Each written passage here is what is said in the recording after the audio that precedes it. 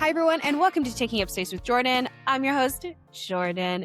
And today we are going to talk about me. No, in all seriousness, I really wanted to come on here and talk about a specific part of my life, which is going after a dream of mine that I've always had, which is being an author. Today is the first day ever that somebody else has access to words that I have written, and not just words, the whole ass book. I am incredibly nervous. I am incredibly anxious. This is a dream that I have had since I was a kid, and it's something that I have kept secret, I feel like, except for the past couple years where I've kind of been like, oh, maybe one day I'll write a book, or that'd be like a kind of a dream of mine, just kind of testing out the waters. And I think I was doing that because I was afraid that someone would make fun of it, would be like, why would anybody ever want to read a book that you would write? You know, a lot of the self-talk that is just like not helpful. And a lot of old stories were playing out for me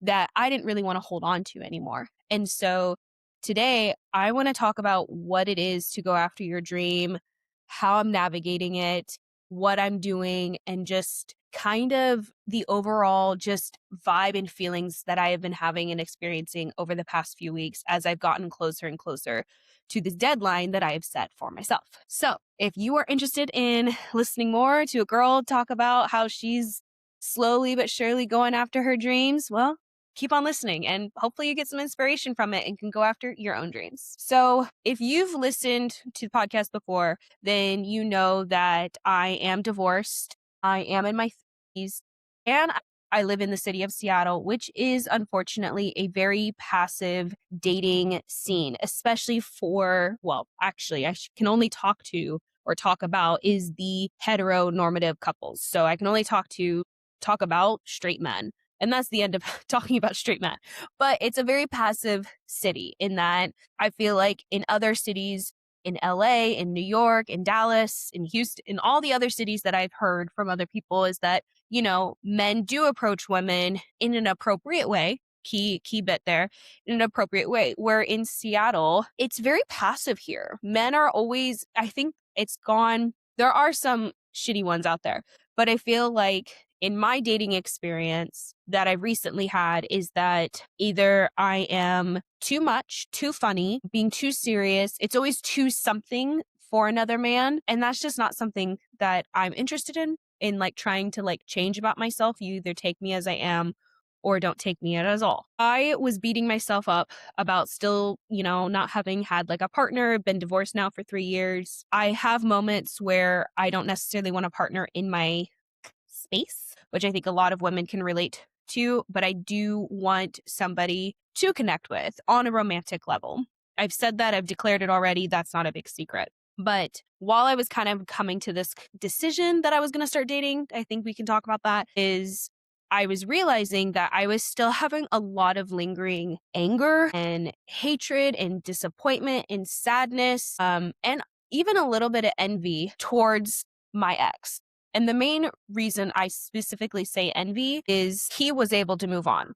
And because he was the one that like did the crime. And so it's easier if you've committed the crime to move on from it because you don't care. Whereas somebody who was a victim of the crime, it's much harder to just get over things. And in this journey that I have been on in my self-reflection and everything is I have realized that I did need to do a lot of work to get to the point that I'm at. And I'll talk about that probably later on at some point. But I don't think that I could have shown up for a partner until now, basically. And I still have a lot of work. I don't know what I look like in a healthy relationship. I'm excited to meet that version of me. But unfortunately, I haven't met that version yet. But anyways, I was beating myself up. And long story short, I saw this girl on TikTok or this woman on TikTok, and she was basically talking about how her therapist recommended writing a letter, not sending it, but just writing a letter to her ex and basically getting all of those emotions out of her body. And I decided I'm going to go ahead and do that. I'm going to give that a try. I'm somebody who's a big proponent of journaling. And I thought this was just an extension of that. And so I wrote a letter, and I'll never share that letter. But what happened when I was writing this letter is I started to release a lot of these emotions that I had been holding on to that I no longer wanted to. So that was fantastic.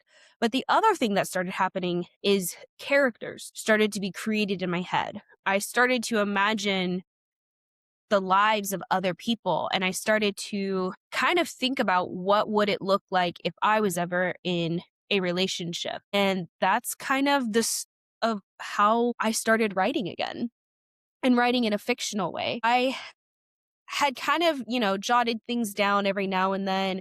I have a notebook and a notes app where I get little ideas in my head, and it's filled with, potential stories, but I'd never been able to put everything together. I'd always kind of taper off.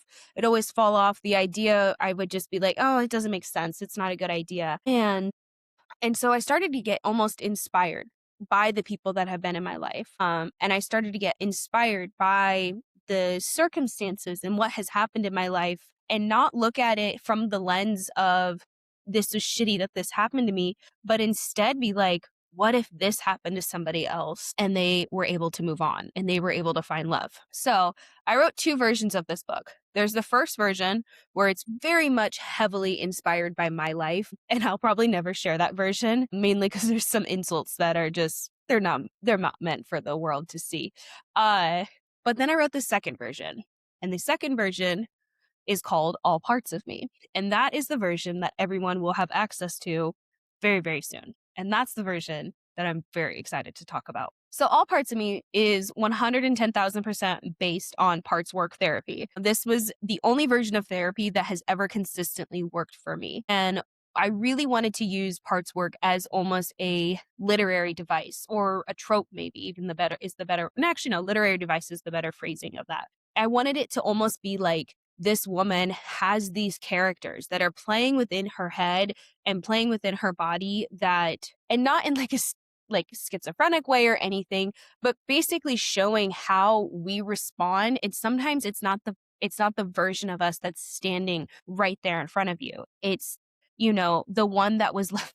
It was the one that was divorced. It was the one that said that one embarrassing thing in 8th grade on the playground. And now you constantly think about that when you fall asleep at night and you go, I wanted to have those as almost characters within a book, but I wanted to do it in a way that didn't make it seem like parts work is this big scary thing. You can look up what parts work therapy is, but basically the idea of parts work is that we are all made up of individual parts, and they all have their own stories. And there's something about that that really kind of resonates with me and my own story and my own therapy journey. And then I also thought it would be funny to basically have this idea that this therapist is supposed to have her shit together. She's supposed to, like she's built to like help people. She's built this business to help people, get in touch with their emotions, get over their trauma or work through their traumas and all these things. Yet she keeps this guard up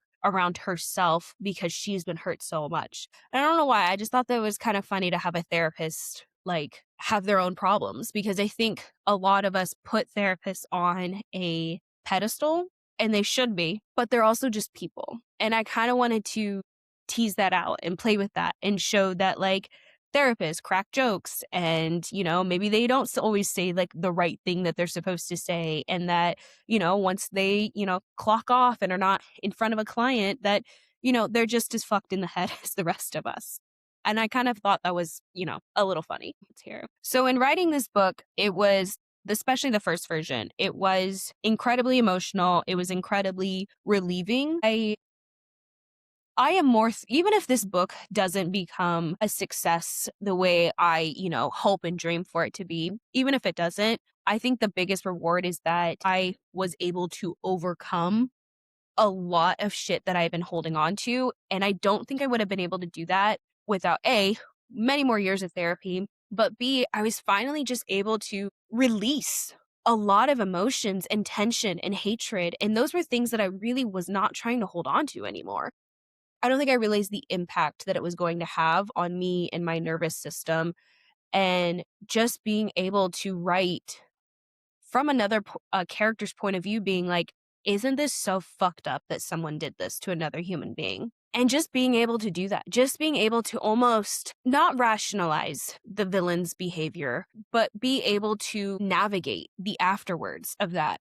And I think one thing that I want to be clear about in this book is the X is not the main character. It is not the main villain. The X is hardly in this book for Lila. That's her name, Lila Williams. And I created Lila as originally as an extension of myself. But as I started writing her, she became her own person. She has different fears. She has different hopes. She's in a completely different occupation. She's a therapist and she's gentle and she's soft. She can be the dragon lady. She can be charming and witty. She can be all of these things. And some of these things I am as well. But she's her own person and she has her own story, even if some of it is loosely inspired by my own life. A lot of the women in this book has a lot to do with having community, especially female friendship.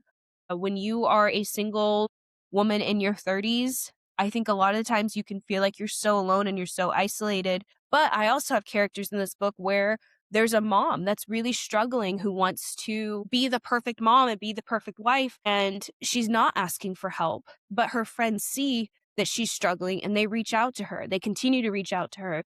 There's a woman who continues to always show up being the super strong, being the super has the wit, has the banter, but she is looking for softness in her life. I have all these different women and female characters that are all inspired by various women that are in my own life. And I don't think I would have been able to write these types of characters until I'd had my own sense of community, of strong female community in my life. And so this book is obviously 100% so personal and emotional. It's my debut book. It's the first book that anyone's ever going to have read of mine. It's, I think, like 200 pages, 5,000 words, I think is what the word count is at when I sent it out to beta readers. And so I'm extremely excited for it. I'm extremely proud of myself. Again, I'm nervous. I'm anxious about how people are going to interpret my words. I hope that people love it, obviously. One thing that I've been having to navigate is also if people don't, I can still be proud of myself that I did something. And when you're looking for feedback, people are going to find things that are wrong. I can already tell you there are like 2 things after I reread the book before I sent it to beta readers that I'm like, I absolutely have to change those things. If the beta readers don't find those things though, and they don't align with mine, that's okay. Because I'm the author. I get to write the story. It's the story that I want to tell. And I think there's something so empowering about that. And I think there's also so interesting to have the fear. I used to have the fear of starting, and now I have this fear of I've done it, now what?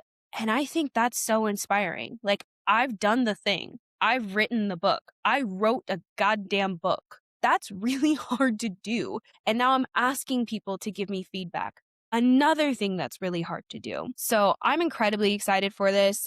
Again, I have nerves. I had a little bit of anxiety about it. I struggled with the font choice and wanting to make sure that the cover looks just right. And it's the testing grounds. This is the beta zone. And, those are things that, can get sorted out later. But, that's things that your brain occupies yourself with when you really care about something. And it's also been interesting to start to think of myself as more of an artist than anything else.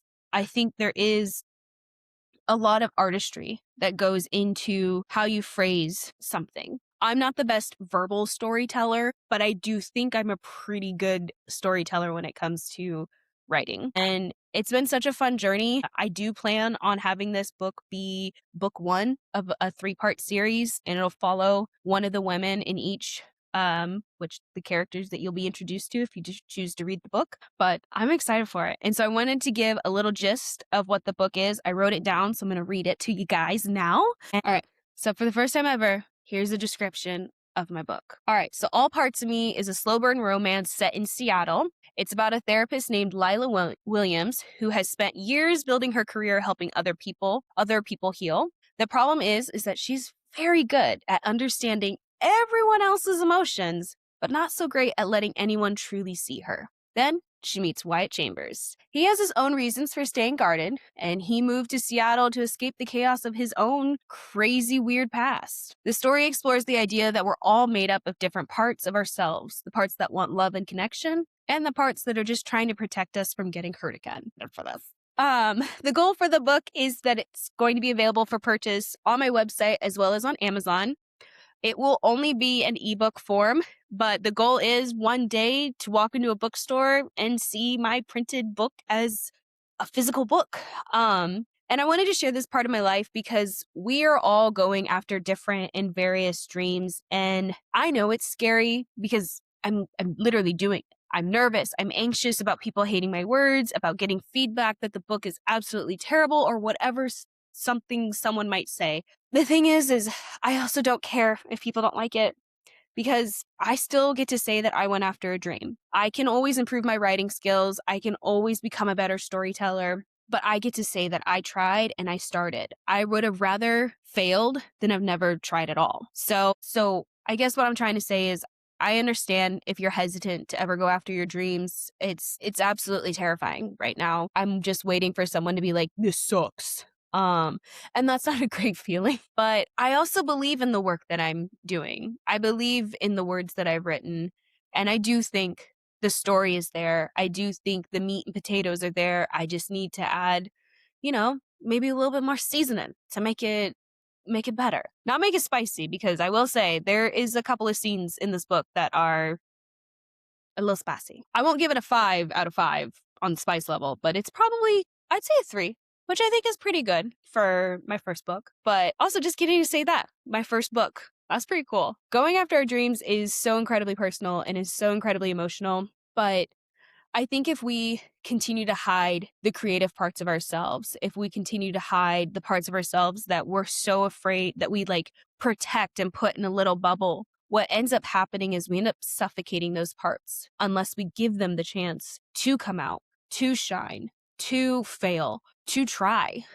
And if we don't do that, I think we end up living lives that aren't filled with happiness, aren't filled with joy. Because I have had so much happiness over these past few months because of working on this.